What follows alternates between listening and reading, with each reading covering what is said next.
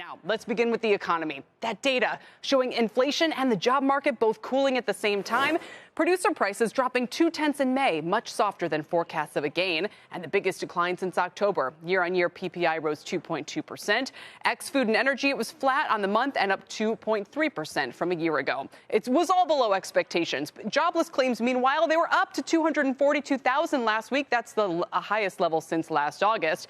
Forward Bonds chief economist Chris Rupke warning it looks like the Fed's monetary policy restraint has overstayed its welcome as the economic skies grow darker with job layoffs surging and producer prices falling. Let's talk about it with Dean Maki, chief economist at Point72, and CNBC senior economics reporter Steve Liesman.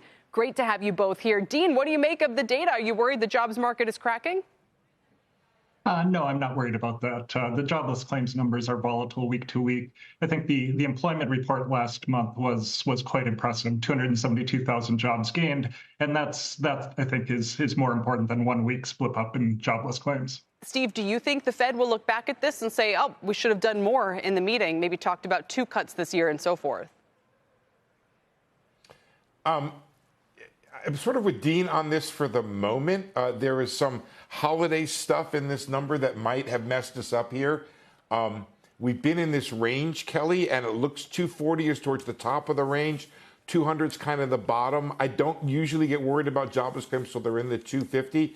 But if you hadn't put up that Chris Rupke comment, I was going to put it up. And my concern is actually from a different standpoint.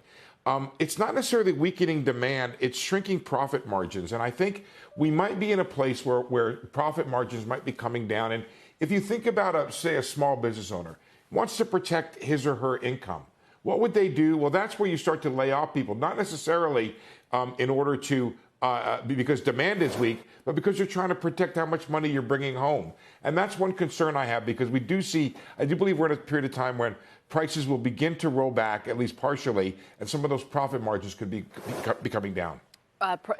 So at the same time, Dean, this could be a positive development.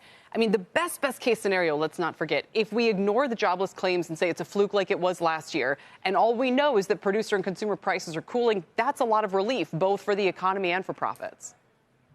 That's right. I think there has been good news this week on both the CPI and the PPI front, and we'll see that later this month with the core PCE number. That's what the Fed needs to see. They need several months of these types of numbers before they're willing to cut rates. And so I do think that inflation coming down is a positive story for the economy, because eventually it will allow the Fed to reduce rates. On a kind of side note that's not so much of a side note, yesterday Chair Powell referenced that perhaps the payroll data is overstated. And there's been some back and forth on this. Some think the birth-death model isn't capturing deaths, and that we know that payrolls will be revised down by 60K a month last year because of the quarterly data. Goldman, meanwhile, is saying, no, don't trust the quarterly claims data because unauthorized immigrants can't claim them. So actually, the first read of payrolls is closer to the truth, and we can trust the 272. Which camp are you in, Dean? I think both arguments can be true.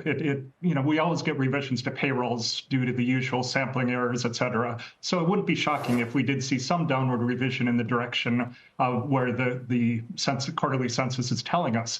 At the same time, that is a very important factor. One of the dominant things over the last couple of years has been an unexpected increase in immigration flows.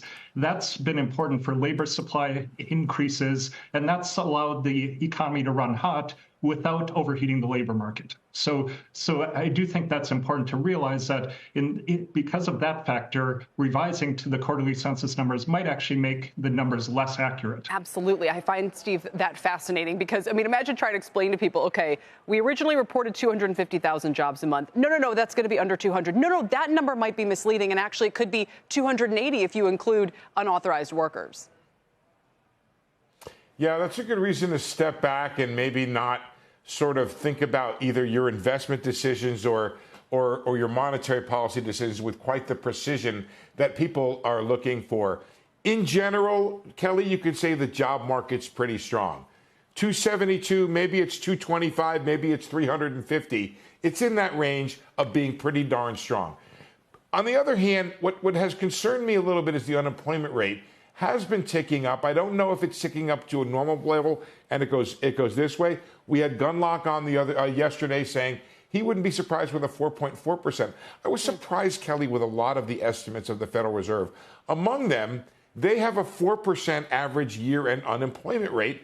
We're already at 4%. Do they not see any weakening? And again, that 2.8%, which I understand after Powell explained it to me in the press conference yesterday, has a lot to do with the base effects rolling off of lower numbers in the past not becoming part of the future calculation. I get that, but how do you signal that? Do you or do you not expect further improvement in inflation as the year goes on? No.